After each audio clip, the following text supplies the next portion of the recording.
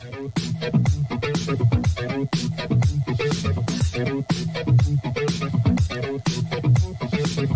right, guys, welcome to the Beyond the Mat podcast. It's March 31st, 2022. We're going to get into some breaking news here regarding WrestleMania and some rumors. And then we're going to do our first round of predictions with the casual wrestling fan. I'll have some predictions for the next couple of days, and then I'll issue mine on Saturday. Today we'll go over some news items. We got some big ones and some small ones. We'll start with the small ones first. WWE has apparently outsourced their merchandise store to the company Fanatics. They will also be selling trading cards for the WWE because Fanatics also owns the trading card company Topps. So now the WWE has offloaded their merchandise sales to another company, which is something they seem to be doing a lot these days. They offloaded the network to Peacock, now offloading merchandise to Fanatics. These are all things that bigger companies do as they're growing to outsource different sectors of their company to other companies that specialize in those areas, which is fine. The one thing that it hurts, though, for the WWE is that a lot of the workers who would normally work in the WWE merchandise warehouse are now going to be without a job. Think back to the early 90s and things like that, and people like Shane McMahon, people like Stephanie or others, you know, they probably started out working in merchandise and things like that. So without having merchandise in-house, it's one less opportunity for somebody who may rise up in a company. You know, I always say in any walk of life, in any company, if you're a part of it, even if you're in the mailroom at a law firm, if you work really hard, you can work your way up there. And so, not to say everybody working merchandise at WWE is a future superstar, but there could be that 1% of people who work there who aspire to be a wrestler and eventually work their way through to get there after years and years of hard work. And that's no longer going to be an opportunity. But the bigger story here is that they're just offloading one section of their business to Fanatics to take care of that. So you won't be able to find merchandise on WWEshop.com anymore. It'll be on Fanatics WWE Shop. Also, the UK show, planned for Labor Day weekend, tentatively scheduled to take place in Cardiff. There is not a determined time and date for that yet, but it's supposed to be Labor Day weekend, which is going to be shortly before they go to Saudi Arabia for the second time this year. This year, Saudi Arabia show in the fall will take place in September, and it will be the TLC branded pay-per-view. It's the first time TLC is going to Saudi Arabia.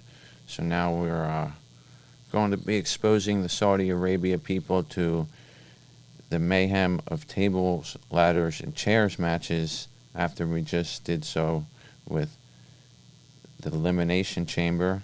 I think it's great to have TLC down there. I think it's great for the WWE to bring their stuff, their services down there and entertain people in a way that they don't normally see in their country. I think it's great that for the first time probably ever, they had advertised women's billboards around Saudi Arabia in Jeddah to advertise for the matches. Is everything a progress in a civil progress with WWE going to Saudi Arabia? No, absolutely not. But there are silver linings to it. And I think it's great that they're having a popular pay-per-view there rather than a glorified house show like we used to see. I think it's great that we're now seeing women be able to compete there wearing attire that isn't totally off of what they would normally wear. We're seeing them now wear attire that covers their skin, but it looks a lot like their normal gear, and I think it looks great, and it's very creative. I'm excited for TLC to be there. Like I say, of course, it'd be great if it's in the States, so possibly one of us could go to it domestically, but I'm also glad that if they are going to be doing things in Saudi Arabia, that they're going to be doing a branded pay-per-view that's most likely going to adhere to storyline and not just be a televised 5-hour house show with a bunch of matches that have no consequence whatsoever. It'll actually be an exciting, decent pay-per-view and a good thing for the WWE to bring to Saudi Arabia.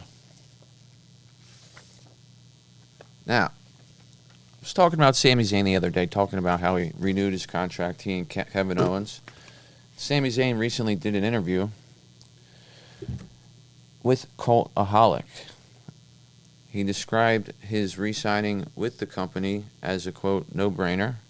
And Sami said, quote, I was already in a very good place with WWE.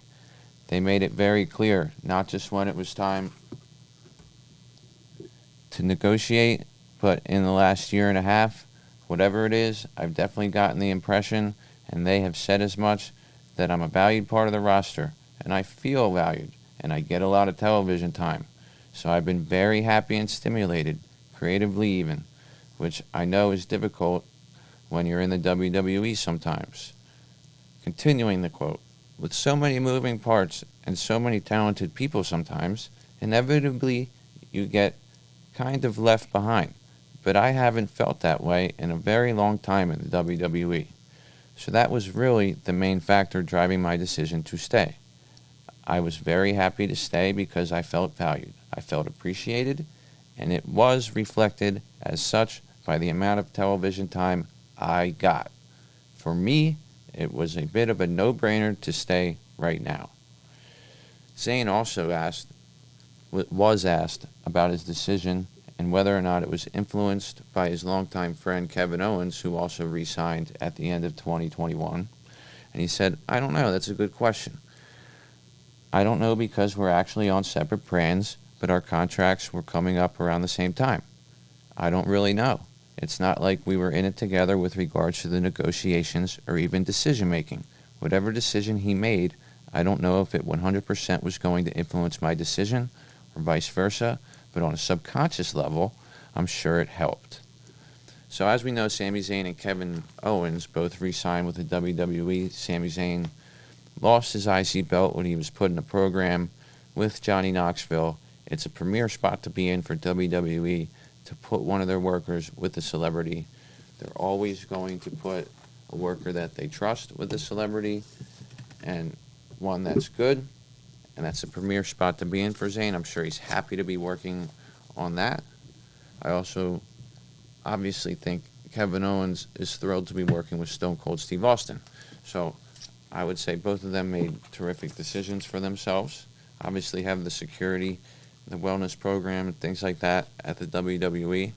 So, and everybody says nobody has creative control. People are in a terrible place. It's a toxic work environment, and according to Zayn, he's in a good place there. He feels valued. He's getting his television time, and there's a reason for that. We see him on TV. We see even when he interacted with Brock Lesnar months ago. He was terrific when he did that. He's been terrific with all the conspiracy and all that stuff.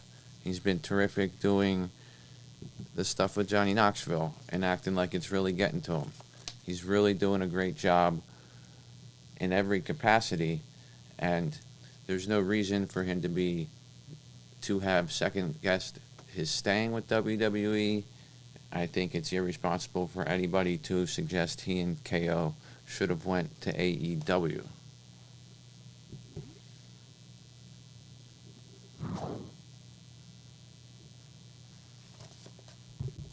Speaking of people who are saying negative things about the WWE, we have Lana recently speaking out, social media, blasting the WWE, stating it has a toxic work environment. Right now, Lana's been making movies, doesn't realize, to me, that WWE gave her career a start. So many people, after they leave WWE, they have this to say and that to say. They don't give any credit to WWE for helping them in any way, shape, or form. Maybe things at the end were toxic. Maybe they weren't good for her. But at the same time, when a company gives you an opportunity and puts you on a stage, that gives you the ability, when you leave there, to do other things. And I don't doubt for a second that her movie career was somewhat positively influenced by the fact that she was a WWE superstar. And let's not act like the WWE didn't help her be pushed many different times in many different ways. And at the end of the day, she wasn't that great in the ring. Just like many former superstars, it's not fair to criticize the WWE like this. Scott Steiner ripped them so bad a few years ago, and now he's about to go in the Hall of Fame. And to be honest with you, I would not be surprised if the same type of thing happens with Lana. This is a non-story. It's not fair, and it's really Lana being immature here. So now everybody knows the rumors. We have Cody Rhodes possibly facing Seth Rollins. We're all 99.999% sure. Of course, there's always the possibility that the WWE could be trolling us all. And a lot of people are speculating that it could be Shane McMahon who faces Seth Rollins instead.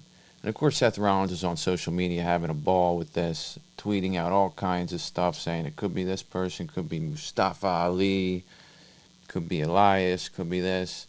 But as far as Shane McMahon goes, he's in Dallas for the WrestleMania 38 for one reason and one reason only, or maybe multiple ones, but none of those are to participate in WrestleMania 38. He's there because his father owns the WWE, and The Undertaker is one of his longtime friends. He's being inducted in the Hall of Fame. Vince is inducting him, and Vince is his father. He's going to be there for the biggest event. He's been in every Hall of Fame.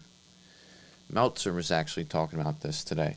Meltzer says, Shane goes to the Hall of Fame every single Hall of Fame. He's always at the Hall of Fame. Of course he's going to go with Vince inducting The Undertaker to the Hall of Fame. From what I was told, and this is from actually multiple people who are pretty high in the food chain there, you never know, 100%, because it's wrestling. And also, Vince can change everything. There's always the chance that he will do something at the last moment, but him being there, of course, he being Shane, he's there for the Hall of Fame. He's never missed it. End quote. So, this is a non-story. Meltzer says it's a non-story. I think it's a non-story. It's going to be Cody Rhodes. We all know Shane, what happened at the Royal Rumble. People say he wasn't fired. Okay, he was there to help out creatively. He ended up booking the whole thing around himself, pissing off everybody in the locker room, causing an uproar. He had no knowledge of the freaking product when he got there. You could tell by the way the match was booked. It was not congruent with what was going on from what we were seeing on Monday and Friday nights. He really screwed it up, put himself in a premier spot, which I thought was a joke, and he was sent home. He was asked to go home. We don't need you to help us here. They did have plans for him to face Rollins originally, but that got scrapped. But this is a non-story. Shane's there to be there to experience it. His father's not going to take that from him. And remember, he did a lot of work with The Undertaker. He did the Hell in a Cell match recently. One of the last matches Undertaker ever actually wrestled in, I was at in Philadelphia in 2019 at the Extreme Rules. So there's a reason why Shane's there. It's a lot more logical than him participating in the WrestleMania festivities as far as the matches go.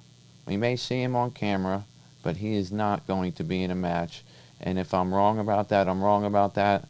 But I believe Cody Rhodes will be facing Seth Rollins. He'll have a great entrance, and then we'll see Cody on Raw on Monday. Other people that are rumored to be participating in WrestleMania. A couple women, Asuka and Bayley, have both been spotted in Dallas, but a tenured member of the writing team has said that they have no plans to be involved in WrestleMania at all, but both of them are planning in-ring returns within the next couple of weeks. Alexa Bliss has not been spotted in Dallas at all. The last time we've seen her was at the Elimination Chamber. Like I say, I would love to see, after Ronda Rousey defeats Charlotte Flair, to have Bayley go after Ronda Rousey, Asuka go to Raw, and have Asuka challenge Bianca Belair if she in fact wins. But we've seen both of these women down there for WWE Access, which has been great. We've heard a lot of superstars on the Ringer podcast. If you want to check that out, Kevin Owens was on there today. Now, the last rumor we have for WWE, I talked about this one before, for this WrestleMania, is The Rock. A lot of people are speculating, is The Rock going to come out if Roman Reigns wins and stare him down, set up a program for next WrestleMania, because it has been reported that next WrestleMania The Rock will return and face Roman Reigns. And as I stated before, a tenured member of the writing team did report that their plan is to return Rock at SummerSlam, at Survivor Series, which would make sense. So The Rock would return at Survivor Series, which is where he originally debuted, and then they would work a program from there to WrestleMania, rather than starting it now and having an entire year for The Rock to not do anything and for this feud to be hanging over the head. Long-term builds are great, but then what is Rock going to do this entire year until next year?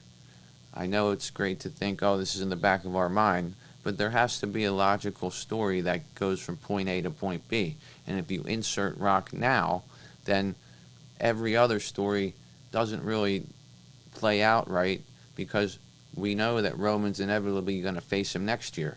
So there's no point in bringing The Rock out now. Even Paul Heyman agreed with this. Paul Heyman said, why would we have The Rock return now? Why would we do it? And then you're telling everybody that for the next 364 days nothing matters until The Rock comes. So just as I was saying, Paul Heyman's indicating that creatively it doesn't make much sense for The Rock to be there now if he's not going to face Roman Reigns until WrestleMania Los Angeles. And that makes sense to me. Makes a lot of sense.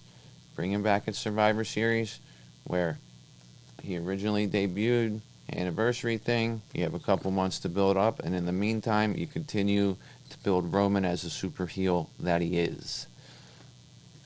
All right, that's all the news I got. We're going to get into some WrestleMania predictions from a casual fan here, and then we'll wrap it up for the night.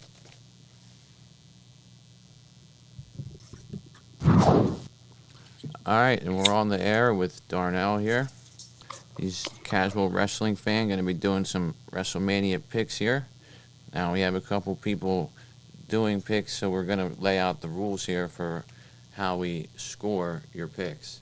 Each match is worth a maximum of 3 points.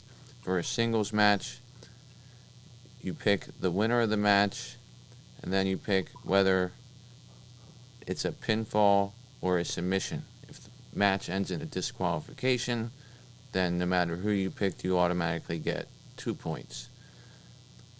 So you get the third point if you pick the pinfall or submission correctly. Now for a tag match, you have to pick the team, the person who makes the pin, and whether or not it's a pinfall or submission to get 3 points. Follow? Yep, ready to go. All right, so we're not going to go in any particular order, just in the order that the matches are listed. I'll try to indicate whether it's night 1 or night 2 and things like that. First one we're going to look at is Raw Women's Champion Becky Lynch versus Bianca Belair. And that's with the title on the line. That's supposedly taking place on Saturday. Up to this point, Bianca Belair was champion up until SummerSlam. Becky came in, beat her in about 23, 26 seconds. They've spent the entire time building up Bianca as a unstoppable force, but she's a very nice babyface. She's coming out smiling the week after Becky Lynch broke her neck and things like that, so she doesn't have much of an edge to her up until this last Monday when Becky Lynch went to cut off her braid and Bianca ended up powering out of that and taking a couple snippets out of Becky's hair, which also is important because usually going into pay-per-views, the person with the advantage is not the person who ends up winning. And usually going into the pay-per-views, they have the heel get the advantage over the babyface, and then the babyface wins, or vice versa. But in this case, Becky Lynch was left laying. They built this big story with Bianca Bel-Air. Bel-Air! You stupid idiot! Her name is Bianca Bel-Air! It's Bianca Belair. So, are they going to end this feud now? Or this is the one feud I'll say out of all of them, or all the big ones at least, that's been built strong enough to where they could justify Becky winning because Belair just is too much of a pushover, so to speak, at this point, and needs to get more of an edge to her, and then have Belair win at Backlash. But that's just like an idea. I want to see what you think about it. I think with the Becky Lynch coming back, I think that's where it all lays at. I'm gonna go with Becky Lynch on this one. I like Becky Lynch. You think Becky Lynch... So Becky took the title from Bianca. Bianca won at WrestleMania last year and defeated Sasha Banks to win the championship. So now she's at WrestleMania for the second year in a row fighting for the championship. They've built it as if Bianca's should win or deserves to win, but I don't know. I mean, you think Becky will win this one? I would like to see Becky win to keep it going. I mean, this is her second time. You said this is her second time at WrestleMania? Well, it's the second time. If Bianca were to win this one, it'd be the second year in a row she won a WrestleMania championship match. And I don't know if they're going to do that.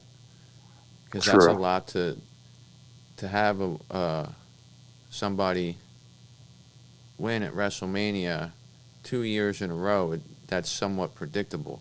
And I wonder if because this whole thing was built so predictably, not so predictably, but so well on Bianca being such a babyface and working so hard to earn her opportunity and Becky being the heel, I wonder if something happens where they don't change the title hands at WrestleMania and then they continue brewing this fight. Yeah, that's what I feel. Like you said, this is the one that you would see that keep going the most. I would see the same. All right, so you're going with Becky Lynch. I'm going with Becky over Bianca Belair. Yes. Is she going to win by pinfall or submission? Pinfall. It's going to be something weird in there, but I'm going to go with pinfall. All right. So we got Becky Lynch for a pinfall. Let's move on to number 2. We got Charlotte Flair and Ronda Rousey. Now, this one, we were talking about this earlier. I don't want to bore the listeners with how boring this freaking feud's been, but you basically have two women fighting over who's got a better submission move. Charlotte Flair's claiming she's never been tapped out, even though she has. We all know she has. Solid. Rousey's basically a hired gun in this situation. Doesn't seem like she even wants to be there. I still feel like she's going to win because Charlotte Flair's probably going to be taking a break after WrestleMania, as she usually does. Plus, they like to have Charlotte Flair accumulate title reigns, so the only way to get another one is to lose it. Makes sense. And they have other women coming back that could feud with Ronda Rousey if Charlotte Flair leaves. But that being said, you got Ronda Rousey from MMA, won the Royal Rumble. Charlotte Flair, the reigning champion. Singles SmackDown women's match. SmackDown Women's Championship match at WrestleMania Night 1. Who do you got? I'm going with Rowdy, Ronda, Rousey. Rowdy. I think she's a Rowdy. little bit lousy. I would have to agree, but I think there's no way that they could set this up as a tap out match and have Charlotte Flair come back in there after she just got tapped, after she just said she's never been tapped out or made the tap out, and she just did that. See, that's the thing. They didn't put the stipulation that it has to be a tap out match. That's just it. They should have said it's a submission match. It's still, you could still win by pinfall, but they're just Rousey's whole thing is that she's going to make Charlotte tap out. I feel like that's going to happen. I feel like she has to make her tap out. Yeah, I do too. I mean, that's all they've been talking about. I mean, I'm not going to try to influence your pick, but no, I feel like, yeah, like you said, that's all they've been talking about. I feel like they built that so much up as a tap out match that she has to tap her out. Like, she has to. There's no way a pin is going to do it in that match. Yeah, I think they've been building to the submission. Charlotte's been bragging about how she's not going to submit. Rousey, one of the few things that she said is that she not only can put somebody in an armbar, but Kurt Angle taught her the ankle lock, which doesn't seem like a very hard hold to learn. But that being said, the emphasis on the submissions leads me to believe that it's going to be submission that ends this match as well. So I think that's a good pick. Yeah, going with Rowdy. So you got Becky Lynch by pinfall, Ronda Rousey defeating Flair with a submission. Yes. Our next match is Seth Rollins versus the rumored Cody Rhodes. This could change. It's everybody pretty much believes it's going to be Cody Rhodes, but it's officially a opponent of Vince McMahon's choosing, according to the video that was posted when Seth Rollins was given the match. But Cody Rhodes just came from AEW. It's been reported that he has signed and will be at WrestleMania making his debut. He's a former WWE superstar who left to start AEW. Now he's back. We're going to assume that it is Cody Rhodes versus Seth Rollins. Who do you think they go over here? Do you think they have Seth Rollins go over? Do you think they have Cody Rhodes go over in his debut? If they're gonna go so much to bring Cody Rhodes back, I'm gonna say they're gonna bring Cody Rhodes back with the win. All right, pinfall or submission? Pinfall. All right. A dramatic pinfall. Can I say that? Dramatic pinfall. Yeah. Yeah, I think this has the potential to be a good match. I mean, they got a lot of Cody Rhodes is a good worker. Seth Rollins can have a good match with anybody. And I think Seth, he's a gatekeeper there in the WWE. He has no problem losing and coming back the next day and doing what he needs to do, Especially for a good show. Yeah, especially for WrestleMania, so. The biggest. So we got Cody Rhodes defeating Rollins here. And then the next day we got The New Day, Xavier Woods and Kofi Kingston versus Sheamus and Ridge Holland. It's a tag team match between The New Day and Sheamus and Ridge Holland. Originally this was supposed to be a 6-man match, 3 versus 3. But Big E broke his neck a couple weeks ago. So it turned into 2 members of the New Day versus Sheamus and Ridge Holland with their 3rd bruiser at ringside.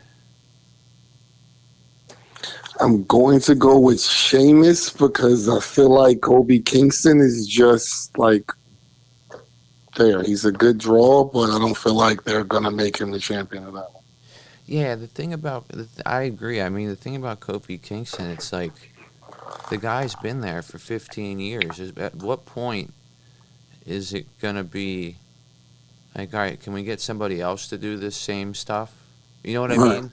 Yeah. And not that I have anything wrong with him. I just think that he's had his day in the sun. I think that they're going to, WrestleMania, a lot of baby faces are going to go over. New Day's a babyface team. They're going to give Sheamus' team, the heels, a chance to go over here because Ridge Holland's young, Butch is going to be at ringside. He's young. I could see him getting involved.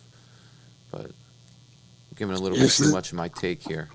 It's just that time. It's that time to change over. Like, it's that time to switch where some of the older guys are going to go out and give the new. It's Andre the Giant letting Hulk Hogan slam him. Yeah, so you got Sheamus and Rich Holland winning this one. Who's going to pin, Sheamus or Rich Holland? Who makes the pin? Sheamus. And is it a pin or a submission? It's a pin. All right. So Sheamus is going to win by pinfall. And in case there's a tiebreaker with this match, which member of the New Day does he pin?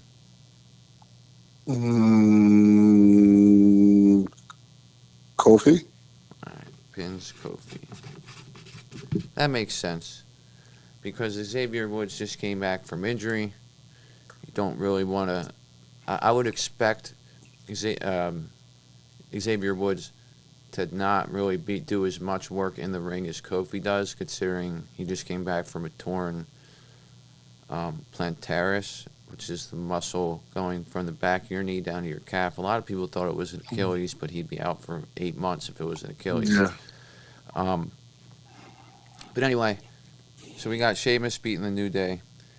Then we got Rey and Dominic Mysterio versus The Miz and Logan Paul. Another tag match. Logan Paul, the YouTube sensation. Rey and Dominic Mysterio, father-son combination. On Monday Night Raw, the go-home show, we saw Rey and Dominic Mysterio beat down The Miz, and Logan Paul basically watched them do it and not do anything about it. So I don't know if there's any foreshadowing there on The Miz and Logan Paul's relationship. But who do you think takes this one? I'm going with the Mysterios. All right. Mysterio's by pin or submission? I want to say submission. Can we go submission? Yeah, you could. I think that's gonna be something crazy. I would like to see the Mysterios do good. I'm not a fan of the Miz or that Paul guy. Yeah, neither am I. With that match, because there's some foreshadowing of some dissension between Miz and Logan Paul, for bonus points, will Miz and Logan Paul break up, or will Logan Paul attack Miz or anything like that? Because they not like a real thing, I believe that, and it's the YouTube sensation. 4 views, he will definitely attack the Miz. Right. I will bet on that. I can almost guarantee that. All right, so those types of things that I ask, I'll ask that to the rest of the people, and that's worth 1 extra point if that happens. You don't lose a point if it doesn't happen. I think it's going to happen. All right, now we got Drew McIntyre, former champion, former big-time, main eventer, carried the championship in front of no fans in the pandemic era. Also was a winner of the Royal Rumble the year Brock Lesnar entered it as the champion at number 1 and threw out the first 14 people. And then he Claymore kicked Brock Lesnar out of the ring. He's been in a program with Baron Corbin, who's been using the gimmick Happy Corbin. This has been going on for a while. Drew McIntyre has never lost to Happy Corbin. He's 13-0 in singles matches. Nobody's ever kicked out of Happy Corbin's finish. This started at day 1 when Happy Corbin and Madcap Moss attacked Drew McIntyre, injured him, and Drew McIntyre beat the shit out of them in the Rumble, threw them out of the ring, threw them into the steps. Even before all that, they stole his sword. Happy Corbin stole his sword again on Monday. But these are 2 guys who are, can have a good match, but they've just been booked terribly. The Happy Corbin gimmick is so stupid, and McIntyre's better than this program. That being said, who do you think wins? They can't let McIntyre lose. I don't feel like they will let him lose. He did so much for him. I don't think that they would. It's a good grudge match, but I don't think they're going to let McIntyre lose. Yeah, I don't think anybody wants to see Corbin win. The other thing is Corbin, like I said, he's been partners with Madcap Moss. Lately, Corbin has not been laughing at any of Madcap Moss's jokes do you see a split between Madcap Moss and Corbin? This may be the year of splits. This may be the year of surprises. They have to do a lot to entertain 200,000 people. So, yes, I'm going to go with yes. All right. So you're going to say they're going to split here somehow. Madcap will turn Yes. babyface. Yes. All right. SmackDown Tag Team Championship match. Jimmy and Jay Uso versus Shinsuke Nakamura and Rick Boogs. Rick Boogs has been very over with the fans lately. They're the babyface team. Usos are part of the bloodline with Paul Heyman and Roman Reigns. They usually win by hook or by crook no matter what. But Shinsuke Nakamura and Rick Boogs have a little bit of momentum here. Going into this pay-per-view, they had each members of the tag team face each other in singles matches, and Nakamura and Boogs' team won every time. Usually when that happens, the actual tag team wins the tag team match, but you never really know. This match is on Saturday, Roman's match is on Sunday, so they may not want. If the Usos win, then that, makes the bloodline. If the Usos lose, then it sort of shows some weakening in the bloodline prior to Roman's match. So that could be a factor in where they want to go with it. But I don't know. This is a hard match to call. I think the Usos probably should win because Boogs and Nakamura are sort of a put-together tag team, but they have sort of been there together for quite a while. They've been working at together ever since basically Nakamura had the Intercontinental Championship, and one of the reasons for that was Nakamura was hurt, and to protect him, they put him with Boogs so Boogs could fight in the matches where people would feud with Nakamura instead of Nakamura doing it. And Nakamura would do very little. A lot of people didn't realize that, but he was hurt for a really long time. He's not now.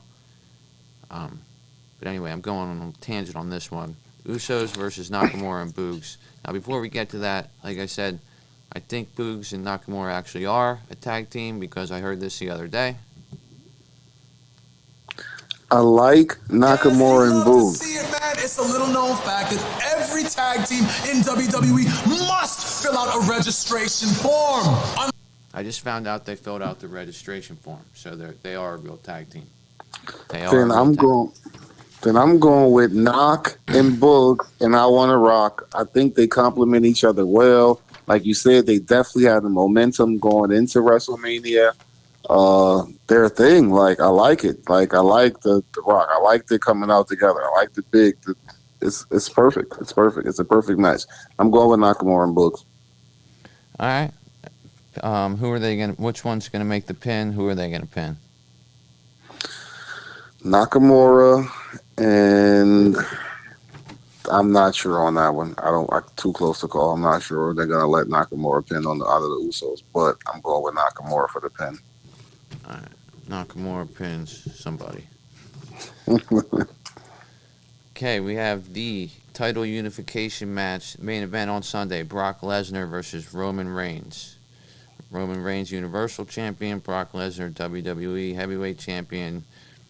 Match has been, first of all, they've fought at WrestleMania several times before. Roman Reigns has never beaten Brock Lesnar at WrestleMania.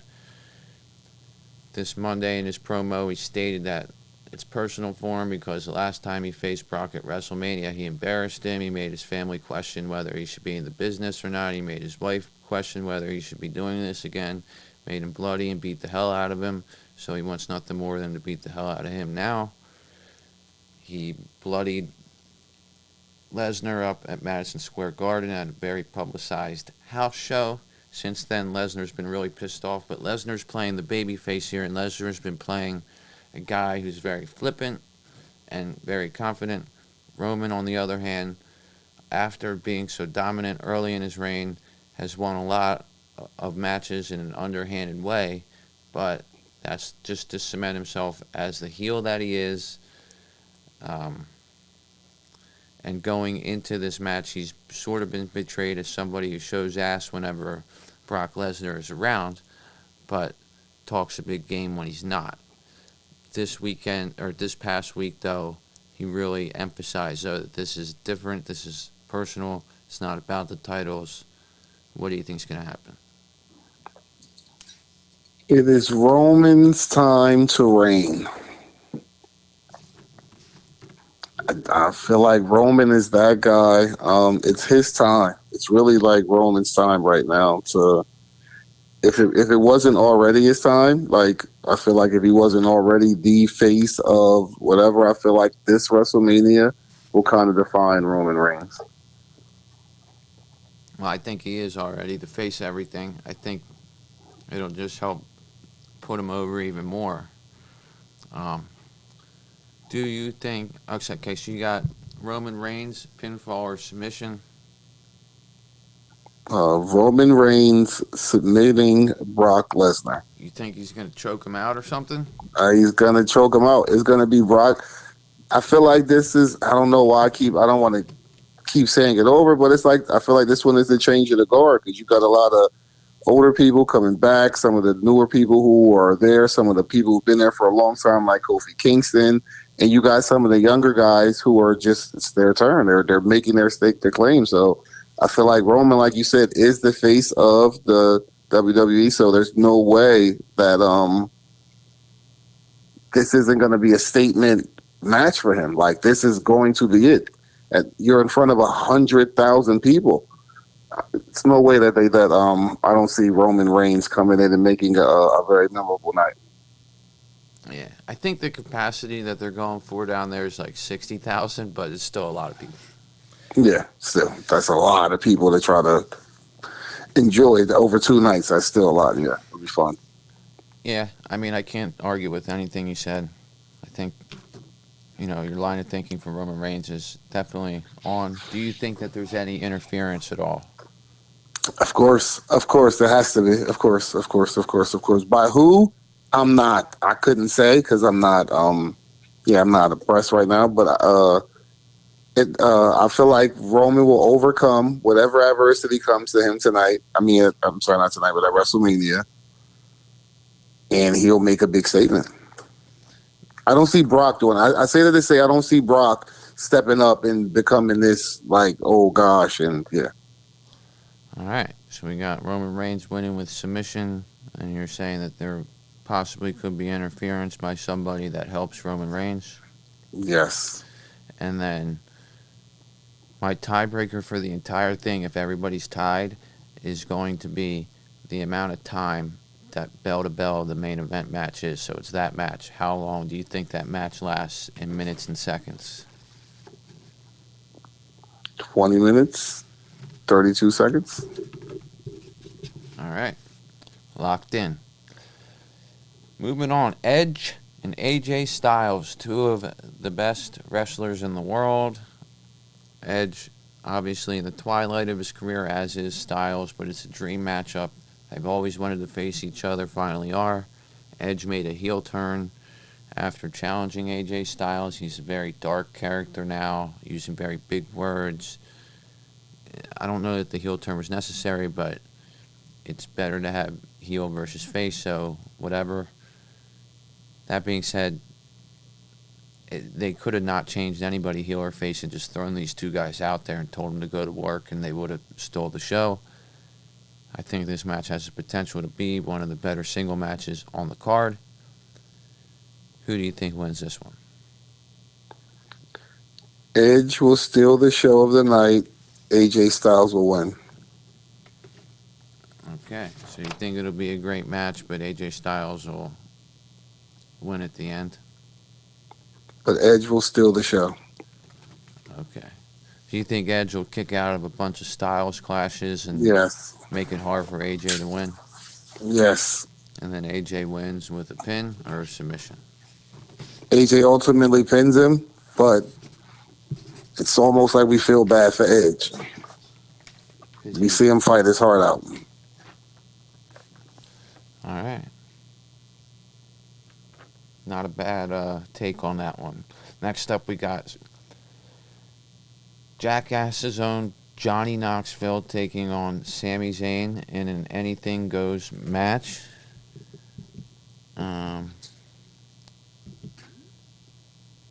And in this one, And it just doesn't matter what type of match it is. It could be The Rock and Triple H in a no DQ match. It could be The Rock and DX in a handicap match. It could be The Rock and Stephanie in a stick 50 balloons right up your match. it could be any kind of match, but it's Johnny Knoxville and Zayn. I think that I've read that a possibility for this match is it's not going to be a traditional match. It's not just going to be come out and wrestle till you're finished. It may be the type of thing where they start the match and they end up taking it to backstage, and then the match continues theoretically throughout the night. And they show different segments of it happening throughout the building with all this different jackass shit, maybe some pre-taped shit. And then they might, wander out to the ring again to finish it. I don't know, because as anything goes, the pin could happen anywhere. It could be a regular match, or it could be that type of different kind of match. So first of all, do you think it'll be a regular match, or do you think it'll be that type of match that's woven through the show as something that's happening while everything else is happening? I think it'll be like that. I think it'll be like a Jackass episode, and Johnny Knoxville was undefeated at Jackass episodes. Yeah. And so you think Knoxville's going to win this? Of course. I don't even think it's going to be a match. I think it's just a thing for Johnny Knoxville to make fun of and take advantage of the guy. I don't think it'll be like a match in that sense. Yeah, I don't either. I think it's going to... See, going into this, Sami Zayn saying he's going to tap dance and drink cappuccinos on top of Johnny Knoxville because it's an anything goes match and he can do whatever he wants. But... That's in Johnny Knoxville's favor. Right. Because Johnny Knoxville now doesn't need to prepare for a freaking wrestling match. He can do anything that goes. You know what I'm saying? So it's just... It's playing right into his hand, although I could see Zayn figuring out a way to win and Johnny Knoxville just taking a complete beating. You know what I mean? It's Johnny Knoxville. Johnny Knoxville beat himself up. How you going to beat him? It's hard to beat a person who beat themselves up. Well, that's what I mean, but he might let him kill him. True. It might be the end of Johnny Knoxville, the end of Jackass. Yeah, I mean, anything can happen. But I agree. I think it's going to be like a episodic match, which is... If that's what happens, I think it's pretty cool, as long as it's done right, and it's fine. It's Jackass. It's going to be done. I feel like it's going to be a Jackass episode during WrestleMania, which would definitely be cool. Yeah, and it's going to piss off the old school wrestling fans, of course, which, a lot of things do these days, but whatever. I mean, that's what people, to me, you got to understand, there's got to be a plate with a piece of food on it for a lot of different people. And so this kind of stuff might not appeal to the hardcore old school wrestling fan, but it's entertaining, and it may, for somebody like me, it may be the reason why my wife watches it, or my friend that doesn't like fucking wrestling watches. And it might be the reason why someone who doesn't like wrestling watches it and is like, oh, this shit's not bad, I'm going to keep watching it because I like this fucking guy Edge that just lost to AJ Styles and put on a 5-star match. You never know. Yeah. It's entertainment. It's entertainment, and that's what it is at the end of the day. It's entertainment. Yeah. So we got... I'm going to skip the Raw Tag Team match real quick and go to the other celebrity match. Pat McAfee, former NFL punter, current YouTube sensation, YouTube channel, SmackDown commentator against Vince McMahon's pet cat, Austin Theory. McAfee has wrestled before in NXT. He did not win that match, but he put on a hell of a showing. Austin Theory's the heel coming in. Pat McAfee's going to get cheered out of the freaking building. I mean, not out of the building, but it's going to blow the roof off because people love him so much. That being said, there's people that don't like the way that he announces because he's so enthusiastic that it kind of takes away from the wrestlers. If you ask any wrestling commentator... I'm one of those people. If you ask a wrestling commentator, the whole point of it is to put over who's in the ring, not to put yourself over. McAfee dances on the table when Boogs comes out, and he does all this other stuff. And I think he's great. I don't have a problem with him, but I've heard old school fans not like his style. I think he's fine as a commentator. Like I say, he's a babyface in this match. Austin Theory's been getting a good push from McMahon. I don't really know what the hell the point of this match is, but who do you think wins? I want Austin Theory to submit him in the leg move because of the punting history. All right, so he's going to attack his legs. Yes. Now, Austin Theory doesn't normally use submission, so what do you think he's going to put him in, like a sharpshooter? I'm old. I want to say a Boston Crab or something, but we'll go with the sharpshooter. All right. So we're saying Austin Theory wins by some. You got a lot of submissions on here. I don't know. I just feel like it'll be a couple. It'll be a night of people tapping out. Ronda Rousey is going to set the tone with the tapping out. All right. Fair enough. We got the Women's Tag Team Championship match, Fatal 4-Way. The champions are Queen Zelina Vega and Carmella versus Shayna Baszler and Natalya. Those first two teams are heel teams, and then the two face teams are Sasha Banks and Naomi, and Rhea Ripley and Liv Morgan. This match has been kind of just pieced together so that they can get 8 women on the show and protect them all and not have 8 women lose. Only one of them has to lose. They've had all the women sort of interact in different types of matches, one-on-ones, fatal 4-ways with different members of the teams. They did a 4-on-4 where all the faces were against all the heels. They've shown what they can do, but it's also shown that it can be a little bit of a mess. Up until Monday, Rhea Ripley and Liv Morgan had not won any of the matches, but Rhea Ripley pinned Zelina Vega, and Zelina Vega has taken every single pin that her team hasn't won. That being said, got Natalya and Shayna Baszler. Natalya's a veteran, Shayna Baszler a little bit younger. Both very good at submissions. Queen Zelina and Carmella have had a lot of dissension, a lot of cat fighting, things like that, because Carmella's got the YouTube show with Corey Graves. She's very preoccupied with her wedding and things like that, so they've been presented as very weak. Sasha Banks is one of the top performers in the company. Naomi's been there forever. She's great. And Rhea and Liv are both very popular baby faces as well. Banks and Naomi are from SmackDown. Ripley and Morgan are from Raw. Who do you think wins? Banks. Naomi Banks and her team. I'm going with Naomi Banks and her team. Yeah, I think Naomi and Sasha Banks will win too. I think, I don't know why I'm agreeing with you because I'm giving away my picks. But, I think that's a good pick. Who do you think makes the pin or submission? And then I'll ask you who they defeat. So first of all, you got Sasha Banks and Naomi winning. So which one of them actually wins the match?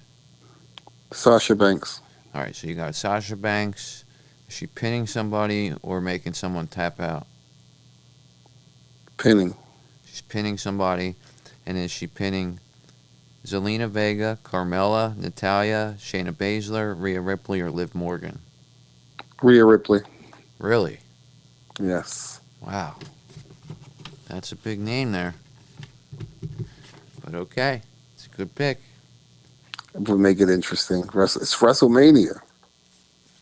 All right. So we got Sasha Banks pinning Rhea Ripley to win the women's tag team belts. Now, in this match, does Naomi hit a rear view in this match? That's her signature move. Yes. Okay, so Naomi's gonna hit a rear view. It's a bonus. Do Natalya and Shayna Baszler execute the heart attack? No. No. And does Ripley hit anybody with the Riptide? Of course. Okay. All right, so you got Sasha winning by pinning Ripley. Ripley's going to hit a Riptide on somebody. Natalya and Baszler won't get the heart attack that we've seen them do 5 times over the last couple weeks. So, I honestly think when they show something over and over again, it's something that's not going to happen. So that's a good pick. I think everything's good. You're pretty smart here. The last match on the card, before I get to the segment we're going to talk about, is the Raw Tag Team Championship match. This is a three-way match. We have the champions RK Bro, who are Randy Orton and Matt Riddle, taking on the Street Profits and Alpha Academy. This match has the potential to be the match of the year. I've seen these three teams against each other at house shows. I've said this on like every freaking podcast, but whatever. I've seen RK Bro and Alpha Academy against Owens and Rollins. That's been on Raw. That was probably one of the best matches of the year. Taking Owens and Rollins out of this and inserting the Street Profits, which has a high-flying member and a very good worker in Montez Ford and Angelo Dawkins, respectively. It's going to make this match amazing. This match is going to be nonstop, very good. To me, this is one of the matches I got to see. A lot of people are overlooking this for some reason. I think it's going to be great. Alpha Academy's the heel team. RK Bro face. Street Profits inserted themselves into Alpha Academy and RK Bro's feud a couple weeks ago and sort of ran in and attacked RK Bro recently. So it's not clear whether they're heels or face, but they just seem like they're sort of in between right now. That being said, we have three teams. Who's going to win? RK Bro. Okay, RK Bro retains. Who makes the pin or submission? Orton. Orton pins. Does he pin Montez Ford, Angelo Dawkins, Otis, or Chad Gable? Chad Gable. Okay, so Orton pins Chad Gable. How many RKOs do we see in this match? One. That's it. One RKO. They just did four of them to go off the air on Raw.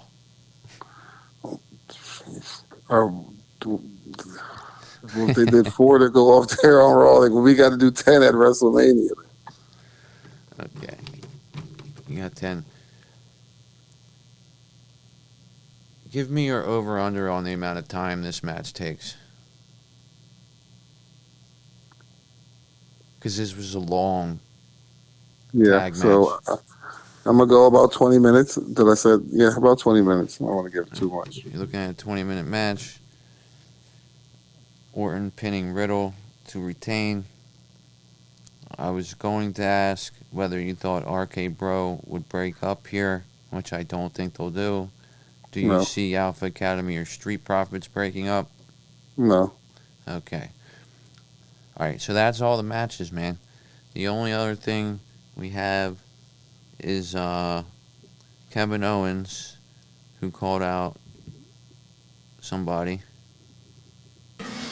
Austin 316 says I just whipped your ass.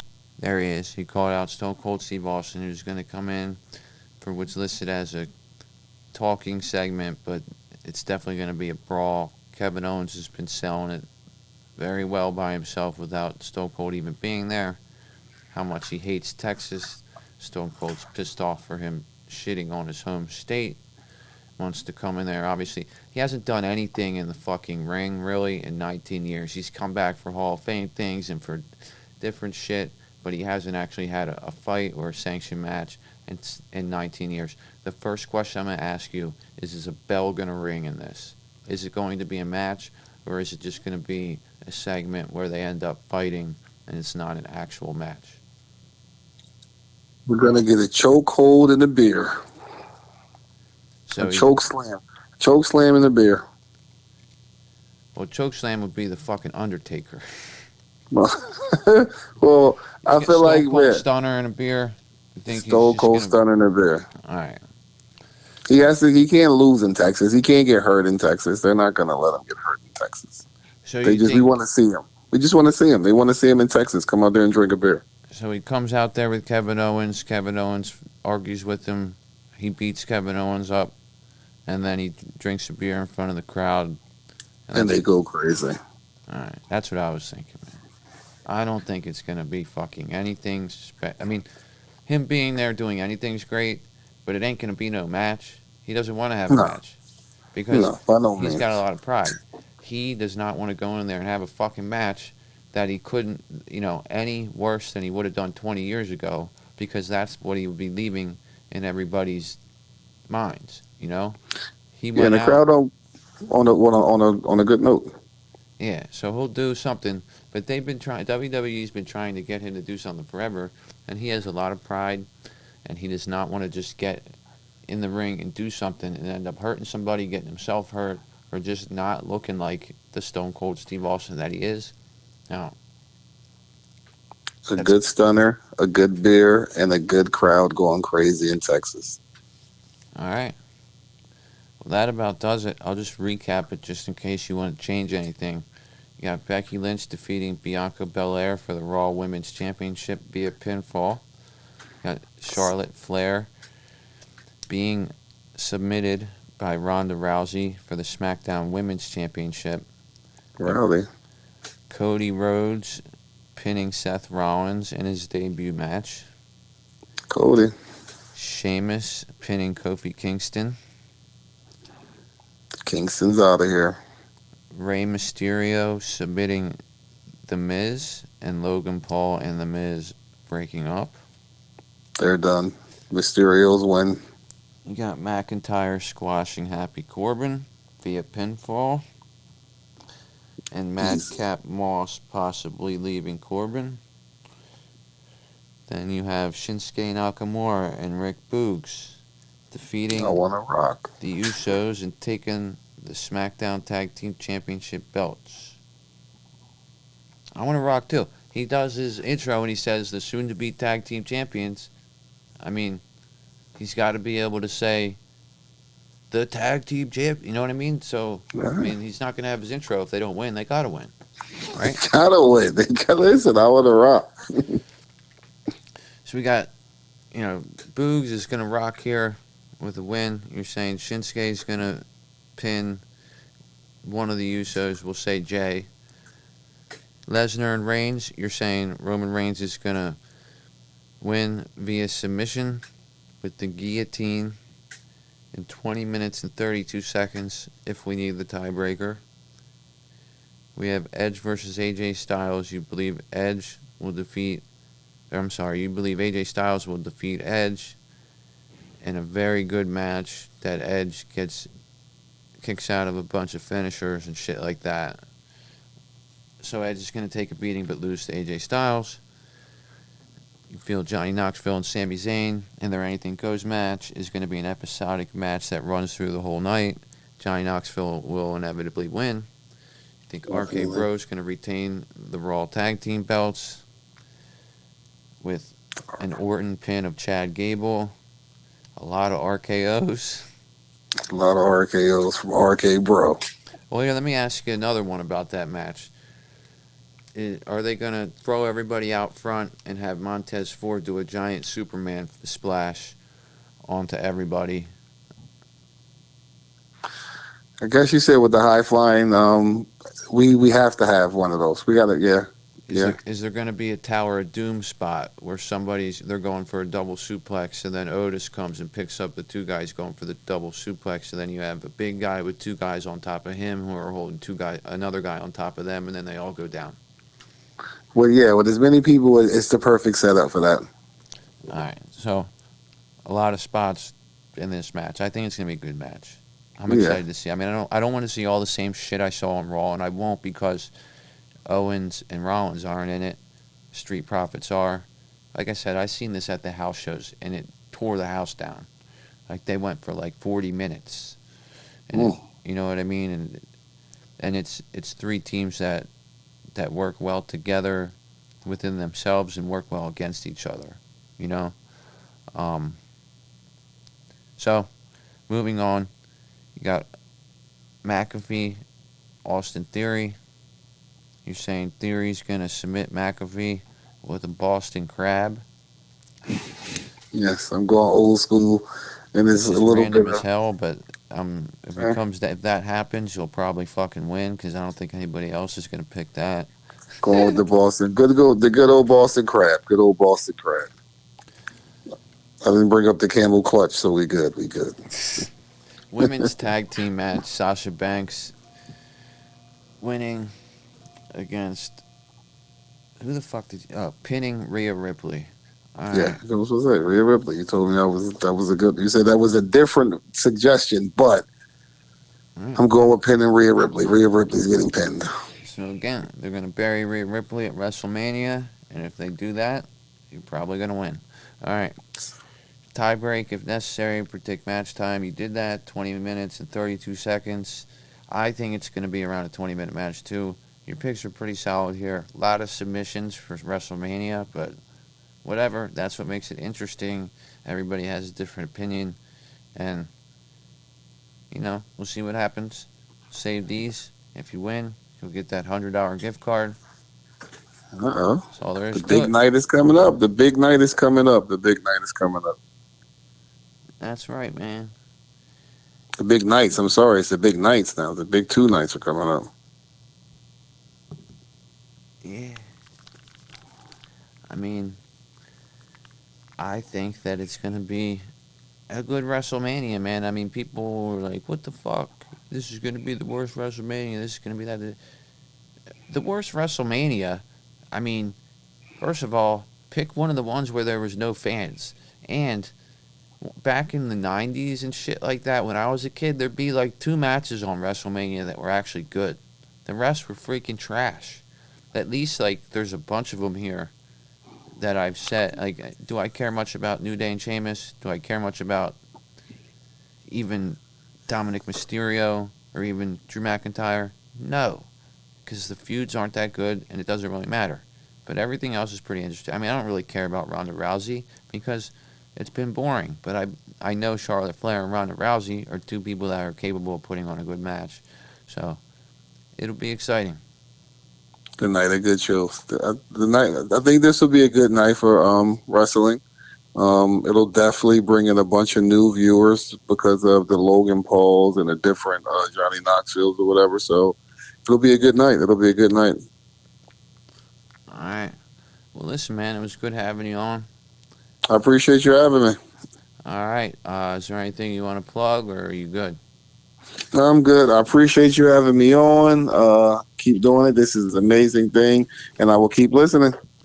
All right, man. Take it easy. I will talk to you later, and I'll submit your picks. All righty. All right. Beyond the mat. All right. All right. And there he goes. So that's our first round of predictions for WrestleMania 38. And we'll have some more tomorrow. Pretty much went over all the news we need to go over for today. So I'm going to let you guys go, get out of here, get into something else. Have a great night. And I will catch you guys on Friday prior to SmackDown with some news. And then for the live SmackDown post-show.